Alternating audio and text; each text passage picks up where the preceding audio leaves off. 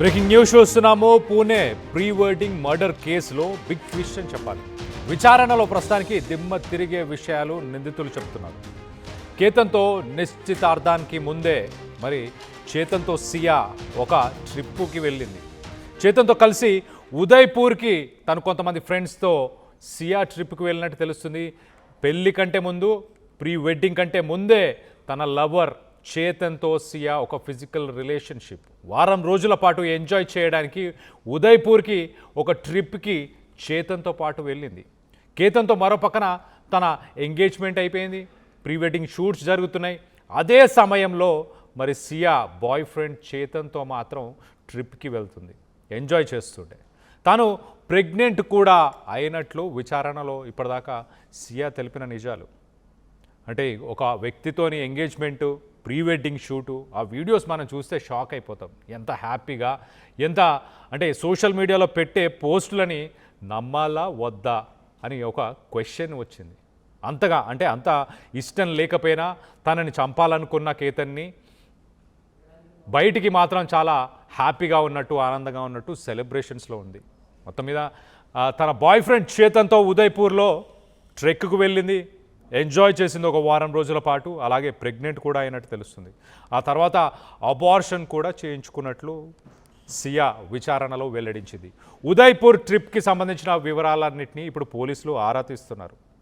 ట్రిప్కి సంబంధించిన photos, mobile data, digital ఆధారాలని వీటన్నిటిని పోలీసులు పరిశీలిస్తున్నారు. కేసులో కొత్త కోణాలు వెలికి తీస్తున్నారు పోలీసులు అని చెప్పొచ్చు. మొత్తం మీద పూణేకి సంబంధించిన రియల్టర్ కేతన్ మర్డర్ మిస్టరీ 17 కోట్లు ఖర్చు పెట్టి రాజస్థాన్లోని అదే ఉదయ్పూర్ ప్యాలెస్నే బుక్ చేశారు పెళ్లి చేసుకోవడానికి.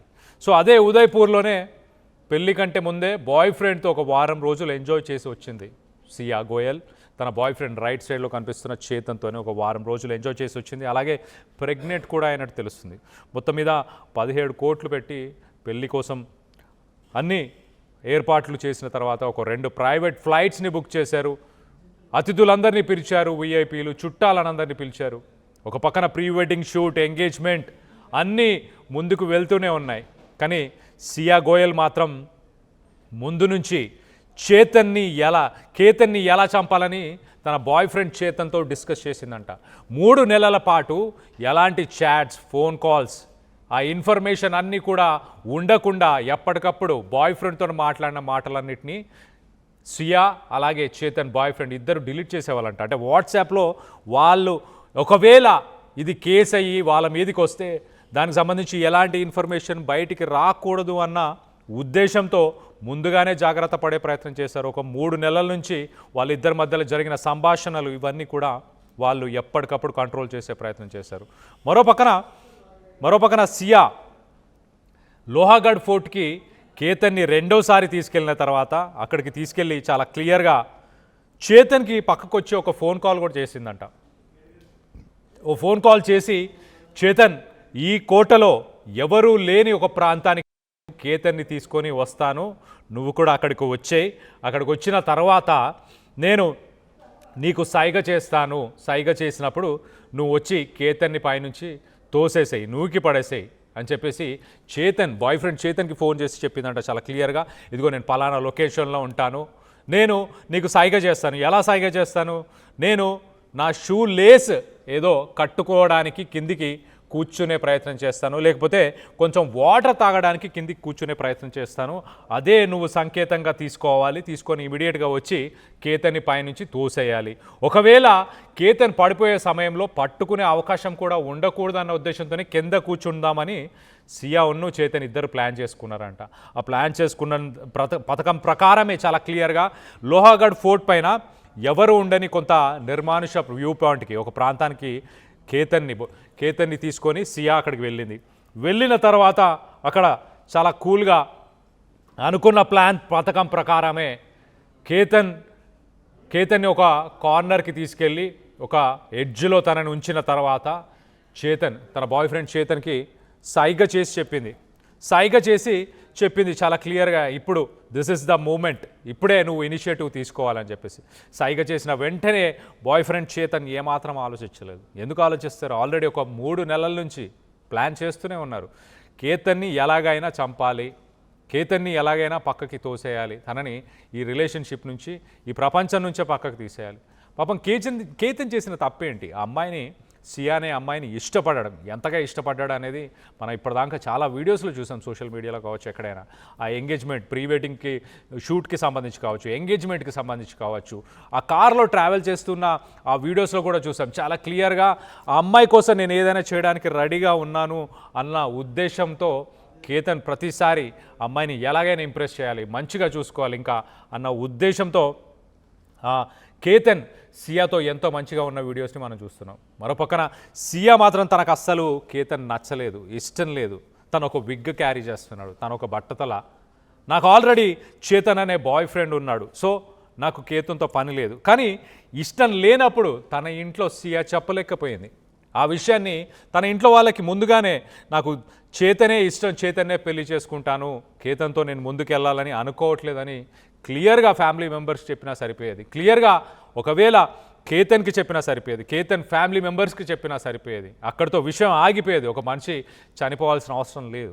తన తండ్రి కూడా నిన్న మొన్న మాట్లాడుతూ కేతన్ వాళ్ళ తండ్రి చాలా క్లియర్గా ఏమంటున్నాడు, నా ఎదిగిన కొడుకుని వీళ్ళు చంపేశారు కాబట్టి వీళ్ళకి కఠిన శిక్షని వేయాలి అంటూ, నా ఎదిగిన కొడుకు ఇంకా తిరిగి రాడు కాబట్టి కఠిన శిక్ష వేయాలి అంటూ కేతన్ తండ్రి కోరుతున్నాడు.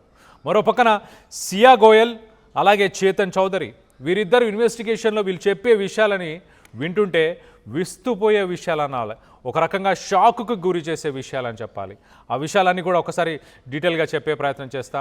పూణేకి సంబంధించిన రియల్టర్ అని చెప్పొచ్చు కేతన్. మరో పక్కన చాలా ఆర్థికంగా చాలా బలమైన వ్యక్తి అని చెప్పొచ్చు. 600 కోట్లకు సంబంధించిన ఆ బిజినెస్లు, ఆస్తులు ఉన్నాయంటూ చాలామంది చెప్పుకొస్తున్నారు. మొత్తం మీద అంత డబ్బు ఉన్న కేతన్ మరి కొండ అంచు వద్ద నిలబడి ఉన్న సమయంలో మరి ఎవ్వరికీ అనుమానం రాకుండా షూలెస్ కట్టుకోవడానికో లేకపోతే నీళ్లు తాగడానికో ఆ కారణంతో సియా కొంత నీళ్ళపైన కూర్చునే ప్రయత్నం చేస్తుంది. అదే సమయానికి ఇదే కేతన్ని తోసేయడానికి సింబల్, ఒక సిగ్నల్ అని చేతన్కి ముందుగానే పక్కకు వచ్చి ఒక ఫోన్ కాల్లో చెప్పింది.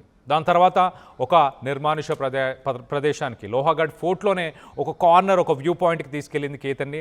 అక్కడ కేతన్ నిల్చొని ఉన్నాడు. దాని తర్వాత సియా తన షూలేస్ కట్టుకోవడానికి కిందికి కూర్చోవడం జరిగింది. ఇమీడియట్గా వెనక నుంచి చేతన్ వచ్చాడు. ఇమీడియట్గా కేతన్ అక్కడి నుంచి తోసి పారేశారు. మరో పక్కన డిజిటల్ ఎవిడెన్సెస్ ఏమీ ఉండకుండా ఒక 3 months నుంచే వీరిద్దరి మధ్య జరిగిన కాల్ కాన్వర్జేషన్స్ కావచ్చు, వీళ్ళిద్దరి మధ్యలో జరిగిన చాట్ కాన్వర్జేషన్స్, ఫొటోస్ షేర్ చేసుకున్న డీటెయిల్స్ అవన్నీ కూడా వీళ్ళు ఎప్పటికప్పుడు డిలీట్ చేసే ప్రయత్నం చేశారు. లోహాగఢ్ ఫోర్ట్కి వెళ్ళిన తర్వాత కూడా మరి సియా పక్కా ప్లాన్ పథకం ప్రకారమే బాయ్ ఫ్రెండ్తోని మరొక సీక్రెట్ కాల్ మాట్లాడింది. ఇంకో పక్కన చేతన్ ఈ తీసుకున్న జాగ్రత్తలు, ఈ సమయంలో చేతన్ చేసిన పనులన్నీ కూడా చెప్పే ప్రయత్నం చేస్తా. చేతన్ తను లోహాగఢ్ ఫోర్ట్కి తన ఇంటి నుంచి సుమారు 90 కిలోమీటర్లు, 90 నుంచి 100 కిలోమీటర్లు కార్లో వస్తే ఈజీగా ఐడెంటిఫై చేస్తారు, కార్ నంబర్తో సహా నన్ను ఐడెంటిఫై చేసే అవకాశం ఉంటుందని చెప్పేసి చేతన్ చాలా తెలివిగా ఒక 2-wheeler పైనే ఆ 90 కిలోమీటర్లు ప్రయాణం చేసి ఆ 2-wheeler పైన వచ్చినట్టు తెలుస్తుంది. ఎందుకు అని అంటే ఆ 90 కిలోమీటర్ల డిస్టెన్స్లో మధ్యలో టోల్ ప్లాజాలు ఉన్నాయి. ఆ టోల్ ప్లాజాల దగ్గర సీసీటీవీలు ఉంటాయి. ఆ కార్ని రిజిస్టర్ చేస్తారు. ఇవన్నీ వివరాలని ఈజీగా ట్రేస్ చేసే అవకాశం ఉంటుంది. 2-wheeler అనుకోండి, టోల్ కట్టాల్సిన పని లేదు కాబట్టి పక్క నుంచి వెళ్ళిపోతారు కాబట్టి ఓకే, దాని మీద అంతగా దృష్టి సారించారు పోలీసులు అన్న ఉద్దేశంతో. దాని తర్వాత ఈ 90-100 కిలోమీటర్లు ట్రావెల్ చేసి తను రిటర్న్ ఇంటికి వెళ్ళిపోయిన తర్వాత ఇమీడియట్గా బట్టలను కూడా మార్చేసుకున్నాడంట. మరో పక్కన కేతన్తో ఎంగేజ్మెంట్ కంటే ముందే, ఎంగేజ్మెంట్ అవ్వబోతున్న సమయంలోనే మరి ఈ బాయ్ ఫ్రెండ్ చేతన్తోని ఇంకొంతమంది ఫ్రెండ్స్తోని అదే ఉదయ్పూర్కి సియా గోయల్ ఒక ట్రిప్లో వెళ్ళిందంట. అప్పుడు చేతన్ కూడా ఆ గ్రూప్లో ఉన్నట్టు తెలుస్తుంది. మొత్తం మీద కేతన్ను హత్య చేయడానికి అరగంట ముందు కూడా సియా గోయల్ చేతన్కి సీక్రెట్ కాల్ చేసినట్టు ప్రస్తుతానికి పోలీసులు వెల్లడించారు. కేసు దర్యాప్తులో ఈ కాల్ రికార్డింగ్ అత్యంత కీలకంగా మారిపోతుంది, డిజిటల్ ఎవిడెన్స్గా ఇది మారనుంది అన్నట్టు పోలీసులు తెలుపుతున్నారు. ఆ సమయంలో వారందరూ అంటే ఇటు చేతన్, బాయ్ ఫ్రెండ్ చేతన్, అలాగే సియా గోయల్, అలాగే కేతన్ వీరందరూ కూడా అదే లోహాగఢ్ ఫోర్ట్లో అక్కడే ఉన్నట్టు తెలుస్తుంది. ఆ సెల్ ఫోన్ టవర్స్ సిగ్నల్స్ ప్రకారం అక్కడే ఉన్నారు అన్న ఇన్ఫర్మేషన్ని ప్రస్తుతానికి పోలీసులు వెల్లడించారు. ప్రతిరోజు చూస్తుంటే విస్తుపోయే విషయాలు వెలుగులోకి వస్తున్నాయి. ఈ ఘటనకు సంబంధించి అసలు మీరేమనుకుంటున్నారు?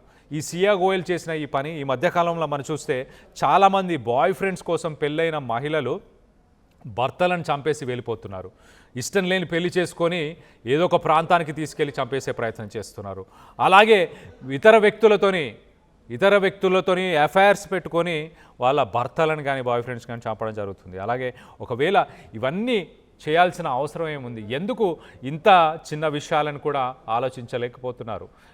మీ జీవితంలో అది పెద్ద విషయం అయి ఉంటే మీరు వెంటనే ఆ రిలేషన్షిప్ నుంచి మీరు బయటికి కూడా వెళ్ళిపోయే అవకాశం ఉంటుంది. మిమ్మల్ని ఎవరు ఆపే అవకాశం లేదు. పెళ్ళైన వాళ్ళు లీగల్గా మ్యూచువల్గా మాట్లాడుకొని డివోర్స్ తీసుకోవచ్చు.